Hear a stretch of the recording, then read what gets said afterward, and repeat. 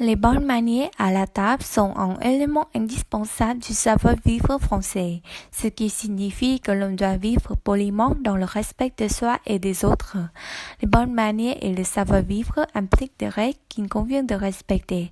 On va commencer par quelques règles générales qui seront utiles dans tous les cas.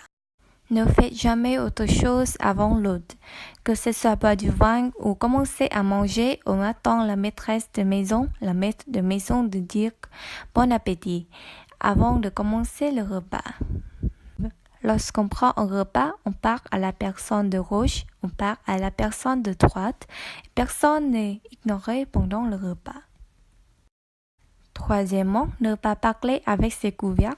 Lorsqu'on parle à d'autres personnes, on ne devrait pas tenir les armes de la table comme un couteau ou une fourchette car il est considéré comme agressif de diriger vos couverts vers les autres. Traditionnellement, en France, il faut régler les mains sur la table et non sur les genoux. Mais il faut aussi ne pas mettre le cul sur la table. C'est une coutume à la française. Il est poli de régler le verre transparent. Alors on devrait se essuyer sa bouche avant et après avoir bu.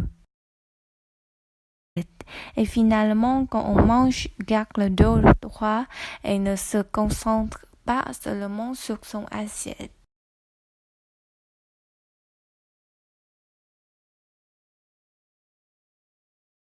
Notre comportement est un peu codifié autour de la table. Ils sont principalement considérés comme des directives pour se respecter les uns les autres et les conversations.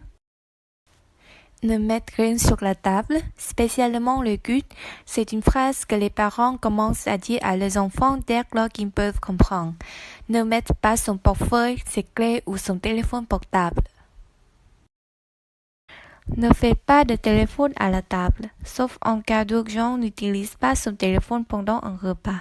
Si on doit le faire, limite au maximum la durée de sa conversation, puis éteint son téléphone ou portable et oublie-le jusqu'au départ.